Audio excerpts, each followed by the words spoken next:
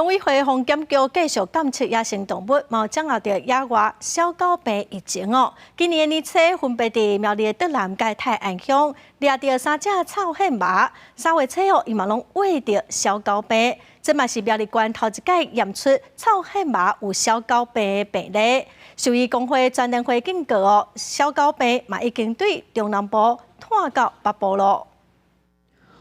防检局一直咧监控国内小狗病疫情。1月初，伫苗栗德南和泰安乡主动掠到3只幼犬，动物伫安置期间死亡，但无病灶。经过检验，确诊是小狗病。这嘛是苗栗第一个检验出阳性的病例。兽医师工会专联会表示，小狗病病毒跨过大安溪，为中南部传到北部。 带有狂犬病的幼獾的这种势力范围已经一直在扩大的现象。那游荡犬其实是对我们来讲最大的一个隐忧，所以它到时候一定会是一个大破口在这个地方。为着要避免小狗病拖开，防检局表示要透过对猫仔狗仔来注疫苗，形成一堵墙来围堵。苗栗第一届出现确诊案例了后，已经提悬德南、泰安当地狗仔还有拉犬注疫苗的比例，德南覆盖率更加达到90%。 防检局指出，地方政府正拍拼提悬流浪狗的施打率，希望整体当达到80%。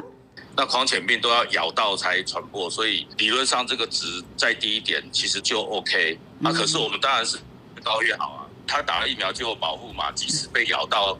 它到那边病毒就不会扩散出去了。为102年来，国内总共累积904件动物确诊感染的病例，以幼犬数量上济有892例，各一例是予幼犬加伤了后隔离观察的狗仔囝。针对小狗病幼犬跨过大安溪，防检局表示，疫情由原定有伫野生动物，呼吁民众若发现任何死亡的野生动物，拢会通知在地动物防疫机关来处理。记者林。 陈梅林志坚台北报道。